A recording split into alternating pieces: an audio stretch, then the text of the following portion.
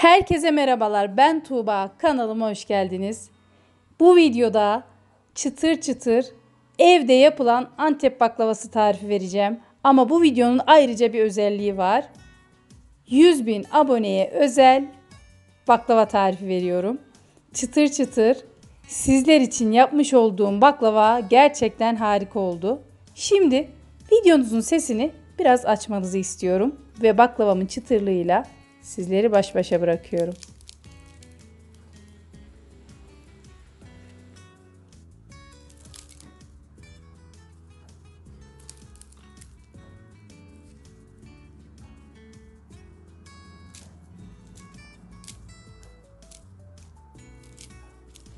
Ne kadar güzel çıtır çıtır olduğunu görüyorsunuz ve ayrıca videonun sonunda bir gün sonraki halinin de çıtırlığını sizlerle paylaşacağım. Hamurumun ne kadar ince açıldığını sizlere gösteriyorum. 100.000 aboneye özel baklava tarifimi beğendim diyenler lütfen yorum bölümüne yorumlarını atarlarsa çok sevinirim. Hamurumun inceliğini de sizlere gösterdim ve sözü uzatmadan malzemelerime geçiyorum. 500 gram un kullandım. 40 gram tereyağı, 9-10 damla diyebilirim 1 çay kaşığı limon suyu kullandım. Yine 1 çay kaşığı kadar tuz, 2 adet büyük boy yumurta, içi için 150 gram ceviz, 1 çorba kasesi kadar. Üzerine 300 gram tereyağı, 100 milim yani 1 çay bardağı sıvı yağ kullandım. 120 milim su ve açmak için de 200 gram buğday nişastası kullanıyorum. Unumun ortasına havuz yaptım. İlk olarak kırmış olduğum yumurtaları ekleyeceğim. Tuzunu da ekliyorum.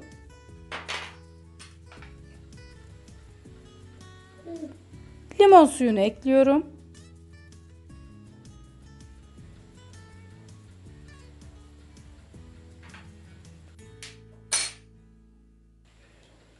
Yumurtaları biraz çırpıyorum. Ve şunu belirteyim. Ben hamurumu geceden yoğurdum ve pazılarımı hazırlayıp buzdolabına attım. Baklavamı yapmadan bir 2 saat öncesinden çıkartıp pazılarımı oda sıcaklığına getirdim. Oda sıcaklığındaki 40 gram tereyağını ekleyip yoğurmaya başlıyorum. Lütfen suyunuzu kontrollü ekleyin. Hamurun kıvamına dikkat edin. Ben birebir ölçü veriyorum. 120 milim kullandım. Fakat ununuzun markasına göre suyunuz değişebilir. Ben 1. sınıf böreklik baklavalık un kullandım. Kulak memesi kıvamında hafif sert diyebileceğimiz bir hamur elde edeceğim.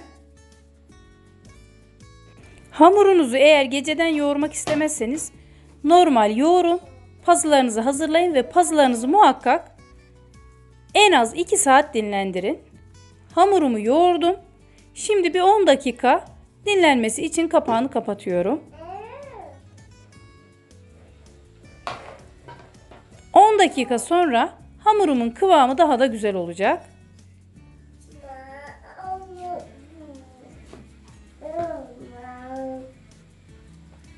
Daha yakından gösteriyorum. Şimdi bezelerimi hazırlayacağım. Ayrıca bezeleri hazırlamanın da pratik bir yolu. Hamurumu bu şekilde uzunca yuvarlıyorum. Cevizden biraz büyük parçalarda bezeler oluşturdum diyebilirim.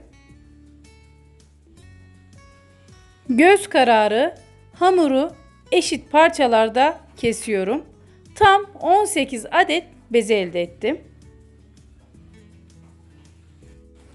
Baklavamı yaparken yarısını altına yarısına üstüne gelecek şekilde baklavamı hazırlayacağım.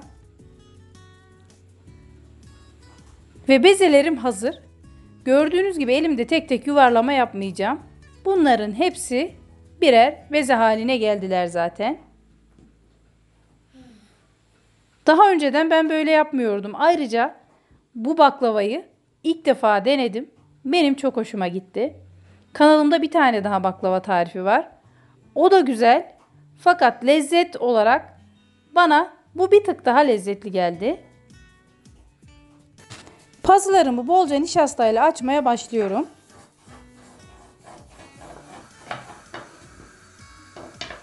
Yaklaşık 10-15 santim çapında açabilirsiniz. Diğer baklava tarifimde bütün bezeleri tek tek açmıştım. Ama inanın bu daha pratik. Çünkü 4 tane 5 tane bezeyi üst üste tek tek açmak çok daha kolay oluyor. Hem de işimizi kolaylaştırıyor.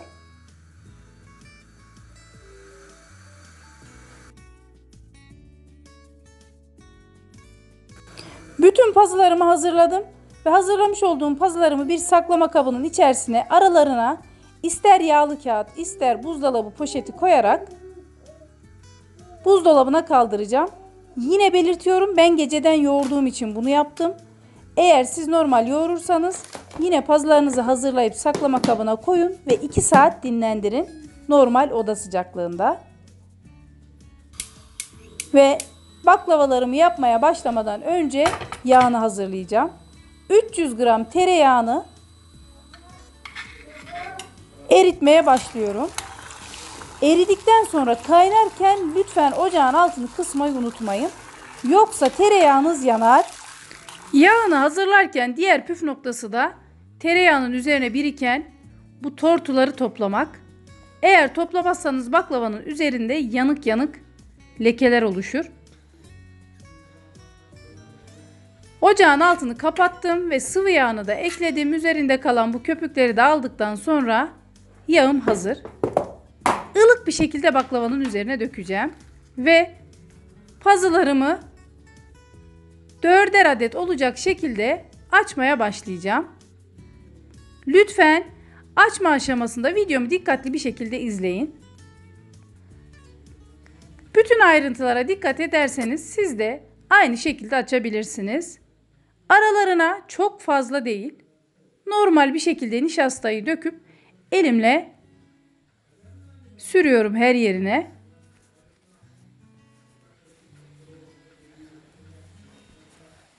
Asıl püf noktası nişastayı toz gibi serpmek ama ev ortamında bu mümkün değil.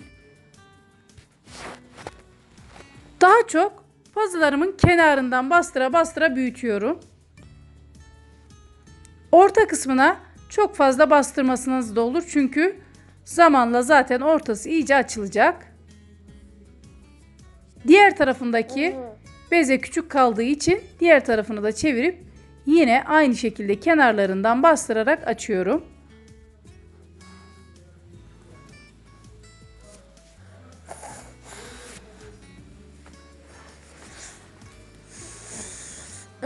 Bu aşamadan sonra yine hafif nişasta serperek tek tek üst üste dolayacağım. Lütfen dikkat edin, aralarına çok az nişasta serpe serpe bu şekilde üst üste dolayarak açacağım. Daha çok kenarlarından bastıra bastıra açıyorum. Ve her açtığımda bir tık yan tarafından tekrar oklavama doluyorum. Bu şekilde 100 yuvarlak hamurlar elde edeceksiniz.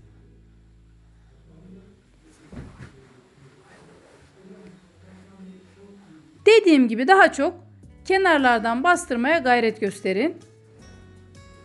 Ve hafif yan tarafından oklavama dolayarak yuvarlak incecik hamurlar elde edeceğim. Biraz büyümeye başladıktan sonra lütfen nişastayı daha da azaltın ve toz gibi atmaya dikkat edin. 100.000 aboneye özel bu baklava tarifimi buraya kadar izleyenlerden yine yorumlarını bekliyorum.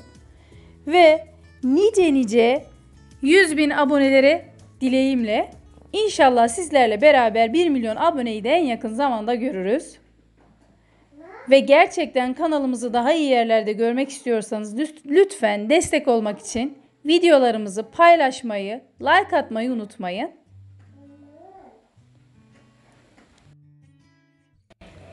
Arada bezelerim büyüdükten sonra bu şekilde oklavanın üzerinden hafif asılarak da yine hamurumu açıyorum.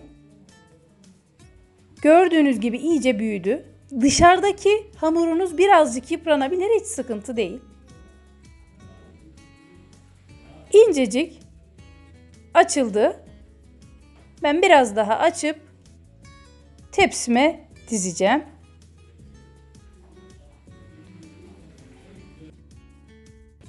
Arada en içteki eğer küçük kalırsa onu tek başına böyle birkaç kere sarıp ellerinizle yine kenarlarından bastıra bastıra açabilirsiniz.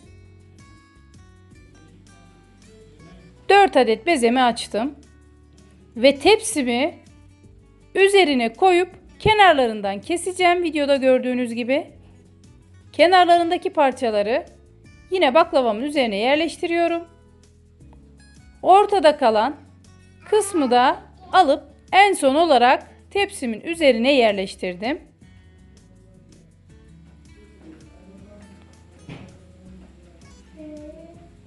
Ve ben ilk 9 katı yerleştirdim ve daha önceden çekmiş olduğum cevizimi arasına serpiyorum.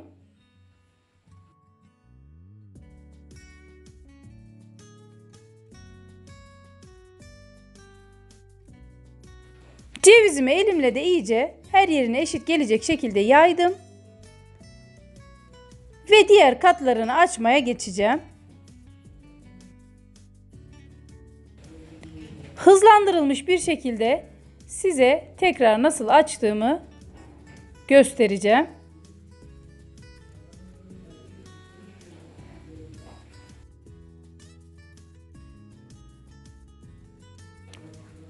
Videomu biraz uzun tuttum, lütfen kusura bakmayın. Ama biz hanımlar biliriz baklava yapmanın ne kadar ince ayrıntıları olduğunu. Bu yüzden tüm ayrıntılarıyla nasıl baklava yaptığımı sizlere göstermek istedim.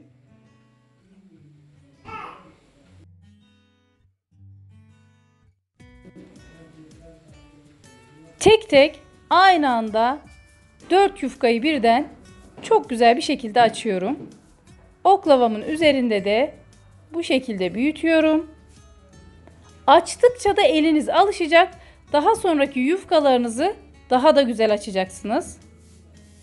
Örneğin benim bu ilk açtığım yufkalara nazaran daha da güzel açıldı. Baklavayı yaparken inanın zevk alacaksınız. Buna garanti veriyorum. Yine tepsimi üzerine koyuyorum. Kenarlarından kesip kenarda kalan parçaları da tepsimin ortasına güzelce yerleştireceğim.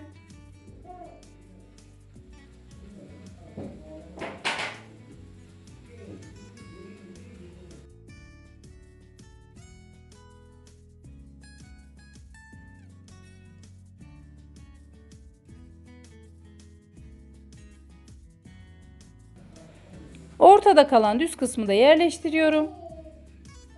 Ve bu şekilde baklavamı tamamladım. Şimdi baklava yapmada en dikkat edilecek husus kesme. Lütfen keskin bir bıçakla dikkatli bir şekilde kesin. İsterseniz benim yaptığım gibi hafif dikdörtgen şekilde, isterseniz kare, isterseniz baklava şeklinde kesebilirsiniz. Ben daha önce yağını dökmeden kesiyordum. İnanın o kesim daha zor. Bu şekilde kesmek daha iyi. Önce bir katını keseceğim. Ve daha sonra yağının yarısını baklavamın üzerine döküp diğer katını da o şekilde keseceğim.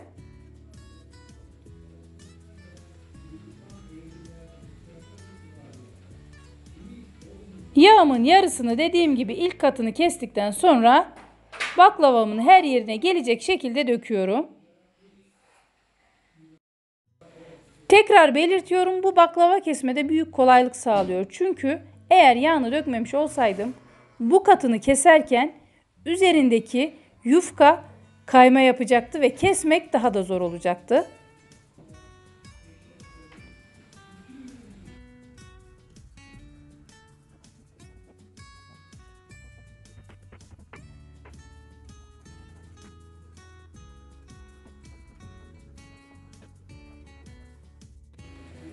Baklavamı kestim. Üzerine kalan yağını her yerine eşit gelecek şekilde döküyorum. Baklavanızı pişirirken lütfen fırınınıza göre dikkatli pişirin. Ben 185 derece fırında baklavamın üzeri kızarana kadar pişirdim ve daha sonra fırınımın ayarını 160 dereceye düşürdüm ve tam 45 dakika pişirdim. Pişirmek çok önemli. Baklavam pişerken şerbetine geçiyorum. 3 su bardağı 540 gram toz şeker, 650 milim su ve 1 dilim de limon kullanacağım. 3 su bardağı toz şekere 3 su bardağından 2 parmak kadar fazla su kullandım. Ocağımın altını yakıyorum ve şekeri eriyene kadar karıştıracağım. Daha sonra kaynamaya bırakacağım.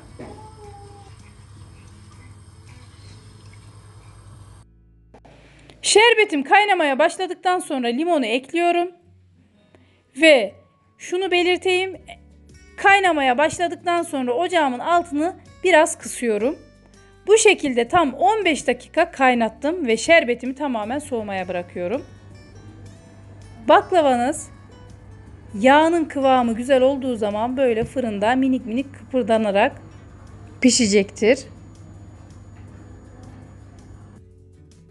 Baklavam pişti. Fırından çıktıktan 2-3 dakika sonra soğuk şerbeti baklavama döküyorum.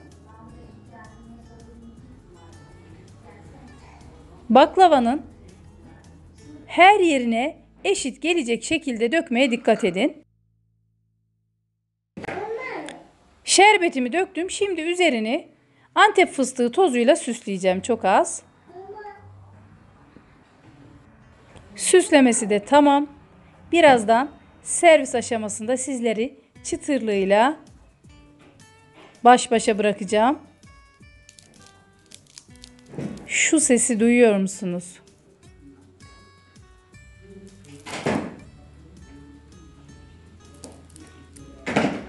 Hem şerbetinin kıvamı hem çıtırlığı harika oldu. Birazdan videonun sonunda sizleri bir gün sonraki haliyle de baş başa bırakacağım. 100.000 aboneye özel videomuzun da sonuna geldik. Ayrıca Ramazan'da da 100.000 aboneye ulaşmamız beni çok mutlu etti. Benim için 2 kat daha değerli hale geldi. Ramazan'da da bayramda da bu baklavayı yaparak aynı zamanda bizim de tarifimizi hatırlayın. Bir gün sonraki haliyle sizleri baş başa bırakıyorum.